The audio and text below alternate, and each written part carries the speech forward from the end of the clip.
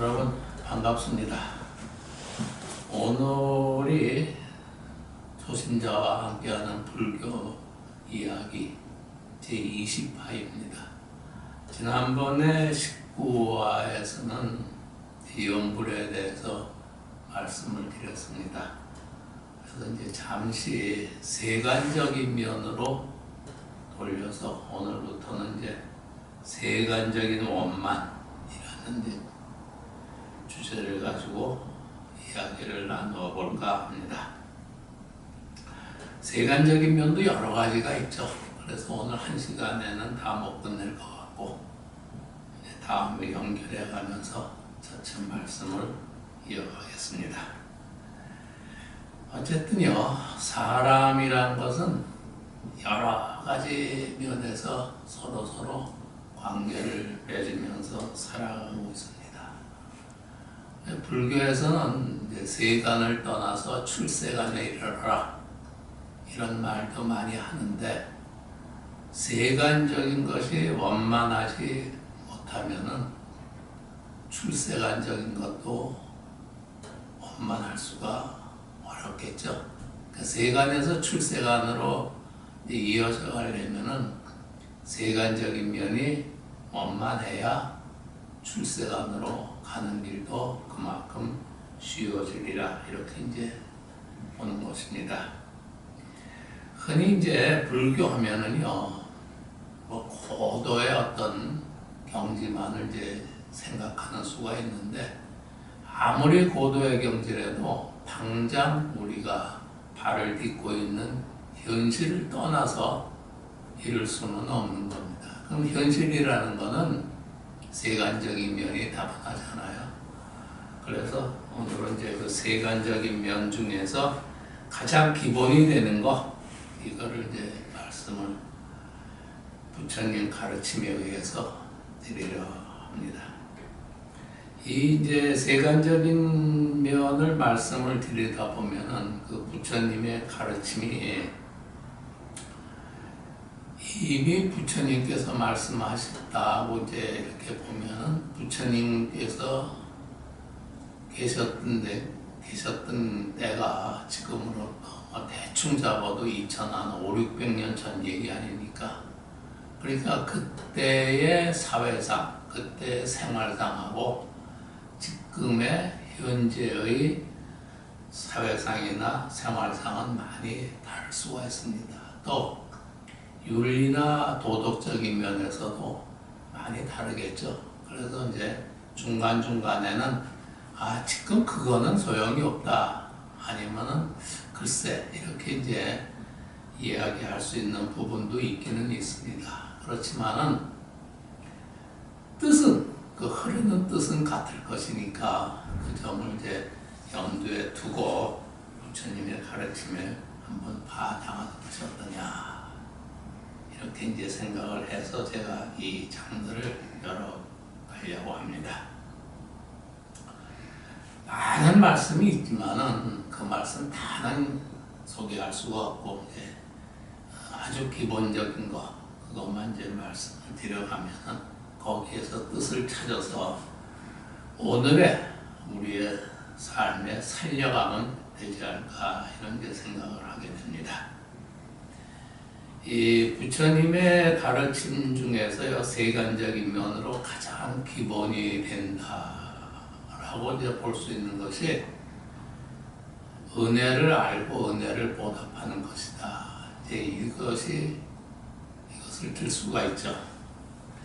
왜 그러냐? 사람이라는 것은 뭐 누구를 막론하고 혼자는 살 수가 없습니다. 혼자 살 수 있다는 것은 글을 쓰고 말은 할 수 있을지 몰라도 실제 그거는 불가능한 것이죠. 그래서 더불어 살아야 되는 거죠. 사람끼리 더불어 살아야죠. 그러려면은 그 더불어 사는 사람끼리의 관계가 일단은 원만해야 그 다음이 기약될 거 아닙니까? 당장 더불어 사는 사회에서 더불어 사는 사람들끼리의 관계가 원만하지 않다, 이렇게 본다 그러면 그 나머지는 뭐 생각해 볼 필요도 없지 않겠습니까? 그래서 부처님의 가르침의 세간적인 면에서 가장 기본이 되는 것이 뭐냐 하면은 지은 본, 은혜를 알고 은혜에 보답하는 것이다. 이렇게 이제 생각할 수가 있겠습니다. 어쨌든 뭐 누구를 막론하고 뭐 제가 됐든 여러분이 됐든 누구를 막론하고 존재하고 있다는 그 자체가 지금 존재하고 있잖아요. 어쨌든 존재하고 있다는 그 자체가 이미 헤아릴 수 없는 수많은 인연으로 이루어져 있는 것이다. 이렇게 볼 수밖에 없죠. 자, 사람이요 세상에 태어날 적에 부모의 도움 없이 태어난 사람은 없습니다. 또 살아가는데 누군가의 도움 없이 어떻게 살아갑니까? 예를 들어서 뭘 배운다. 그러면 가르치는 사람의 도움이 있어야 되겠죠? 그 다음에 우리가 뭐 음식을 먹는다, 밥을 먹는다. 그럼 농부의 도움 없이는 불가능한 겁니다. 또 예를 들어서 뭐 조그만 상점을 하든 큰 기업을 하든 거기는 또 고객의 도움이 있어야만 가능한 것이고요. 그래서 과거에도 그랬겠지만은 뭐 현재에도 마찬가지고 미래에도 마찬가지일 겁니다. 이렇게 서로서로 도움을 주고 도움을 받고 이러면서 살아가게 되는 것이 아니냐. 이거는 뭐 굳이 부처님의 가르침을 열거하지 않는다고 해도 우리가 당장 뭐 이 현실에서 느낄 수 있는 겁니다. 그렇게 해서 사람들은 과거에도 그렇게 살아왔고 현재도 그렇게 살고 또 미래에도 그렇게 살 것입니다. 그러니까 어떤 관계에서 어떻게 하느냐 구체적인 얘기를 들어보기 전에 어쨌든 이 지은 보훈이 기본이 된다. 이렇게 이제 얘기를 할 수 있는 것이죠. 이 경전에 보면요, 부처님의 말씀으로 나와 있는 것만 봐도 이 지은 본, 은혜를 알고 은혜에 보답해야 된다는 것은 여러 군데에서 상당히 강조되어 있습니다. 간혹 말이죠. 간혹 이제 이런 말을 하는 사람들이 있어요. 불교는 뭐 부모 처자 다 버리고 입산수도 하는 거 아니냐. 이런 얘기를 하는 사람도 있는데 이거는 상당히 편협한 얘기입니다. 왜 그러냐면 입산수도라는 것은 하나의 과정이지 그 자체가 목표는 아닌 겁니다. 그러니까 수행의 과정에서 일어날 수 있는 것이지 그것이 목적이 되는 건 아니죠. 이런 거를 자꾸 강조한다고 이렇게 보면은 불교를 뭐 폄하하려는 의도 아니면 불교를 잘 몰라서 하는 말, 이 정도로 생각하면 되지 않을까 하는 생각도 듭니다. 자, 그럼요, 부처님께서 은혜에 대해서 어떤 말씀을 하셨는가, 이거를 이제 경전에 의해서 그대로 제가 읽어드리겠습니다. 이제 뭐 순서가 있는 건 아니니까 그냥 들어보시면 될 것 같습니다. 조그만 은혜도 오히려 잊지 못하거늘 하물며 큰 은혜이겠는가. 또 이런 말씀도 있습니다. 은혜를 알고 은혜에 보답하는 자는 조그만 은혜가 있어도 보답해 종래 잊지 않거늘 하물며 큰 은혜이겠는가. 이래서 조그만 은혜냐 뭐 큰 은혜냐 그걸 따지기 전에 아무리 조그만 은혜를 입었더라도 반드시 보답할 줄을 알아야 된다. 이렇게 이제 말씀이 나와 있고요. 이 중에서 부모의 은혜에 대해서는 어떻게 설명했는가, 이거를 한번 제가 읽어드리겠습니다.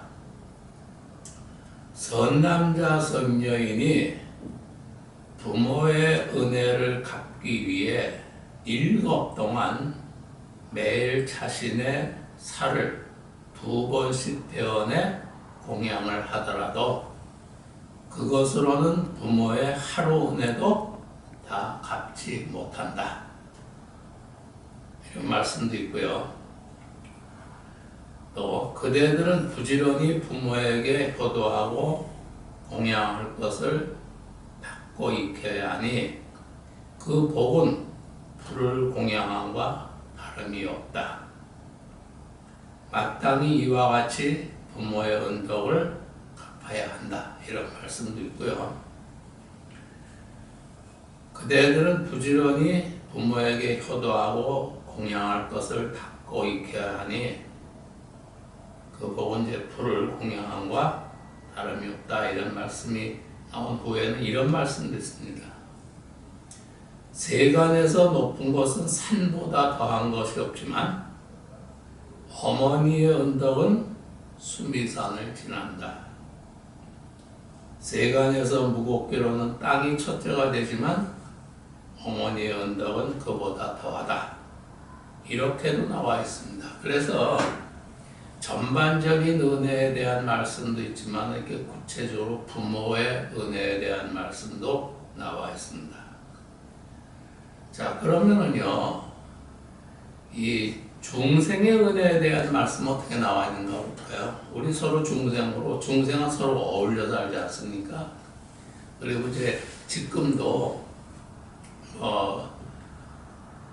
가정도 이루고 사회도 이루고 이제 중생끼리 이렇게 살고 있는데 이 중생에 대한 은혜는 부처님께서 어떻게 말씀하셨는가 조금 길지만은 제가 그대로 이제 전해드리겠습니다. 모든 중생은 오랜 겁을 윤회하여 오면서 서로 부모가 되었고 또 부모가 되었기에 모든 남자는 자비로운 아버지다 이거죠. 모든 여자는 비모이다. 자비에서 아버지 쪽은 이제 자자를 쓰고 어머니 쪽은 비자를 쓴 거예요.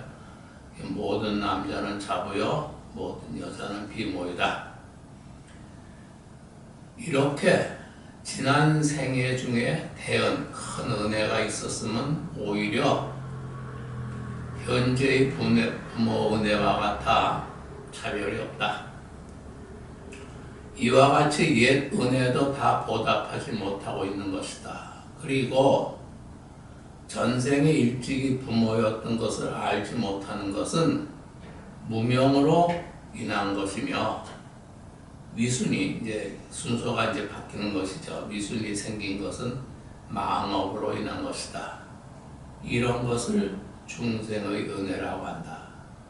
자, 이 말씀을요, 내용을 다시 한번 훑어보면 이렇게 되겠죠. 중생들이라는 건 계속 윤회를 거듭해 오다 보니까 서로 때로는 부모가 되기도 하고 때로는 자식이 되기도 하고 뭐 이런 관계가 여러 면에서 있을 수밖에 없지 않았느냐. 그러니까 그렇게 살아오면서 수많은 법을 지내오는 동안에 서로 간의 은의도 없을 수 없다. 그럼 어떻게 되겠습니까? 서로 은혜를 잊고 있다는 얘기가 되죠. 그래서 이렇게 서로 은의가 있다고 하는 것이 중생 은혜에 대한 말씀의 요지라고 우리가 볼 수가 있겠습니다. 현재도 여러 면에서 우리가 중생의 은혜로 살고 있지 않습니까? 자기 혼자 아무리 잘났다고 해도 살 수 있는 사람은 없죠. 그래서 이 지은보호는 뭐 재론할 필요도 없이 당연한 도리일 겁니다. 자, 그러면 중생 전체에 대해서는 이렇게 말씀이 나와 있는데 그 중에서요, 그럼 부처님의 경우는 어떻게 말씀하셨냐? 부처님의 경우. 부처님께서는 자신의 경우를 이렇게 말씀하셨습니다. 부모가 세세의 은혜를 베풀어 나에게, 이제 부처님 자신이죠, 나에게 도를 배우게 하시어 누구 동안 정진하여 이제 성불하니 모두 부모의 은혜이다. 사람이 도를 배우고자 하면 정진하여 효순하지 않으면 안 된다. 그러니까 부모에게 효순할 줄 모르는 사람이 무슨 도를 배우겠느냐, 이제 뭐 이렇게 얘기하면 되지 않겠습니까? 그래서 이 부모에게 효순한다, 은혜를 안다, 이것이 기본이 안 된 사람이 어째 도를 배울 거냐. 이거는 우리가 생각해봐도 당연한 일이 아닌가, 이렇게 생각이 듭니다. 자, 그러면 부처님으로서는 어떻게 하고 계시냐, 이제 이런 얘기들 우리가 생각해 볼 수가 있는데, 부처님께서 지은 보은은요, 지은은 이제 나와 있지만, 그럼 부처님은 보은을 어떻게 하고 계시냐? 중생 건지는 게 보은이죠. 부처님은 중생을 외면하신 적이 없지 않습니까? 어느 중생이든 간에. 그래서 이렇게 말씀이 나와 있습니다. 만약 지은 보은자가 누구냐고 물으면, 그러니까 은혜를 알고 은혜를 보답하는 그 사람이 진짜 누구냐고 물으면은 응당 바르게 답하되 부처님께서 곧 지은 보은자라고 하라. 왜냐하면 세간에 지은 보은은 부처님보다 나은 이가 없기 때문이다. 그러니까 우리 중생끼리 하는 지은 보은도 있지만은 부처님의 차원에서 하는 지은 보은도 있어요. 그러면 중생을 건지는 것은 결국은 앞에 말씀을 미루어 보면은 지금까지 쭉 수행을 해가지고 성불하실 때까지 이르렀잖아요. 그것이 전부 중생의 은혜고 또 부모의 은혜다. 그러니까 그거를 제대로 갚는 분이 누구냐? 부처님이 제대로 갖고 계시다. 이렇게 되겠죠. 이 중생 건지는 거. 이렇게 해서 최고의 지은 보은자는 결국 부처님이라는 말씀이죠. 그러면은 부처님의 가르침을 따르는 사람으로서는 당연히 어떻게 됩니까? 지은 보은을 할 줄 모른다면은 안 된다. 이렇게 되겠죠. 제가 사진을 한 장 가져왔는데 여러분께 보여드리겠습니다. 이거는 저 중국의 중경에 가면은요, 중경. 보정산이라는 게 있어요. 보정산 대적석각. 이렇게 되어 있는 대적석각. 대적석각이라고 해가지고요. 이게 상당히 큽니다. 중국의 중경입니다. 대적석각. 이렇게 되어 있는데, 여기 가시면은 암산인데 거기에 뭐 동굴도 있지만은 그 성면에 있죠. 성면에 많은 조각이 있어요. 그 중에 거기에 쓰여 있는 그대로입니다. 거기에 쓰여 있는 그대로인데 부모 은중경 편상이 있습니다. 부모 은중경 편상. 그 사진을 보시면요, 젊은 사람이 노인 두 분을 이렇게 이제 양쪽에 모시고 내고 가는 장면이 나오거든요. 이게 이제 누구겠느냐? 부모를 이제 나이 든 부모가 이제 제대로 걸을 수가 없으니까 젊은 자식이 이제 아들이 이제 양 하나 이제 아버지 어머니 이렇게 이제 함께 해가지고 어깨에 메고 가는 장면인데, 이것이 이제 자식의 도리를 아마 여기에다 이렇게 석각을 해놓은 것 같아요. 저도 이제 여기 가서 한참 봤습니다. 이거를. 요새는 뭐 부모에 대한 것이 뭐 여러 가지 면에서 별로 바람직하게 보이지도 않고, 더 나아가서는 어째 저럴 수가 있느냐 하는 그런 이야기도 가끔 들려오지 않습니까? 그래서 그런 거를 이제 회상해 보면서 이거를 한참 봤죠. 자, 어쨌든요, 우리의 삶이라는 것이 결국은 이제 타인의 도움이 없이는 살아갈 수 없는 건데, 그러니까 사람들은 어떡합니까? 자기가 부족한 것은 남에게 도움을 받기도 하고 또 내가 남에게 도움을 줄 수 있는 것은 주고 이렇게 서로 이제 은혜를 잊기도 하고 은혜를 베풀기도 하고 이렇게 하면서 이제 살아가는 거 아닙니까? 이것이 아마 정상적인 사람들의 삶의 모습일 것이다. 이렇게 이제 볼 수 있겠죠. 자, 그런데 이와는 다른 경우도 생각해 볼 수 있을 것 같습니다. 다시 말씀드리면, 글쎄요, 이거는 사람으로서는 기본적인 도리조차 제대로 모르는 경우가 되지 않겠나 하는 생각이 드는데요. 자, 은혜를 입기는 입었는데 감각이 없다. 또는 은혜를 알기는 아는 것 같은데 적당히 얼버무려서 그냥 피하려고 한다. 또 어떤 것에 애를 써준 사람에게 그 사람에게 뭔가 자기도 보답을 할 생각을 안 하고 그냥 외면을 해버리려고 한다. 또는 더 나아가서는 배신을 한다거나. 자, 이렇게 되면 어떻게 될까요?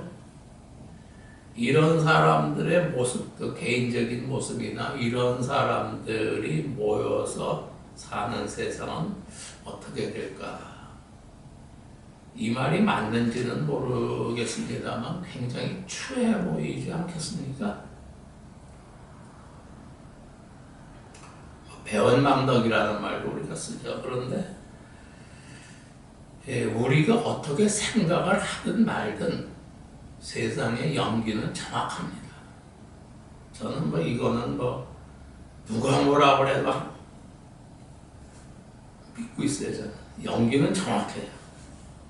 그래서 당장은 어떻게 될지 모르지만 조금만 시간이 지나보면 그 결과는 스스로 자명해지지 않을까 이런 생각을 하게 됩니다.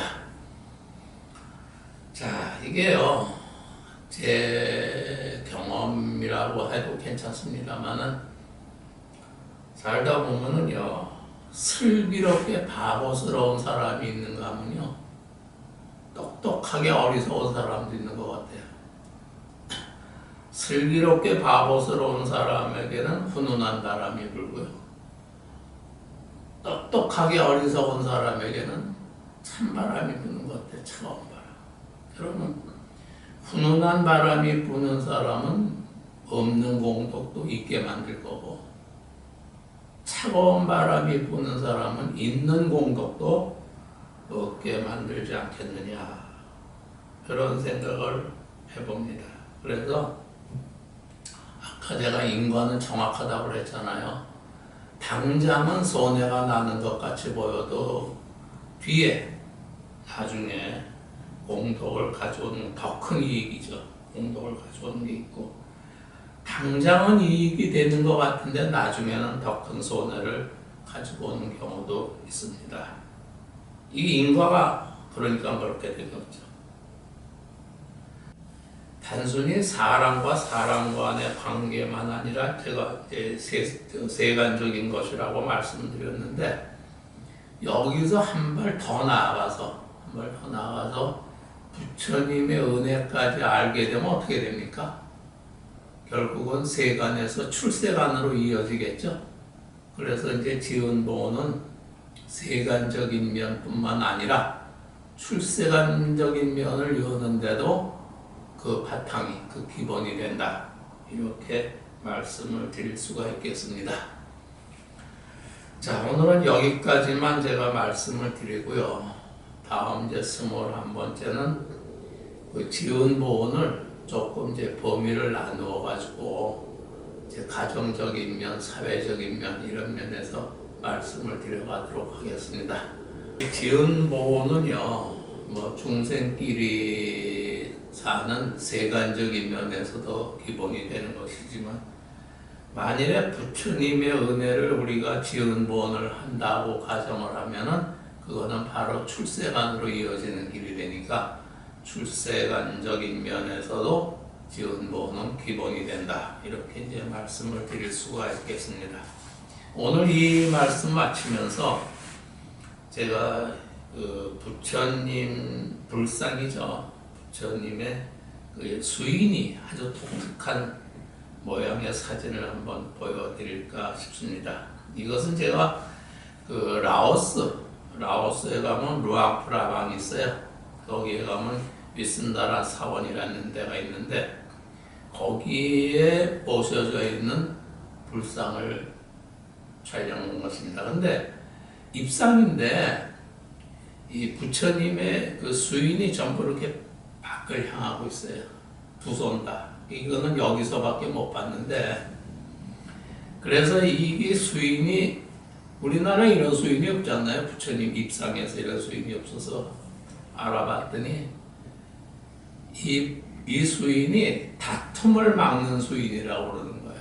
그러니까 이제 그 사람들이 뭐 어떤 그 이해관계가 있어서 서로 대립이 되고 다툼이 생겼을 때 그러지 말아라 하는 그런 수인이라고 합니다. 이제 그래서 상당히 그 의미가 있는 것 같아서 여러분에게 보여드리는 겁니다. 우리가 살아가면서 지은 보은을 알게 되면 다툼이 그렇게 생기지 않겠죠. 또 생기더라도 또 금방 또 풀 수가 있고 이렇게 되는 거 아니겠느냐 이런 생각을 해봅니다. 자, 오늘은 여기서 마치겠습니다. 고맙습니다.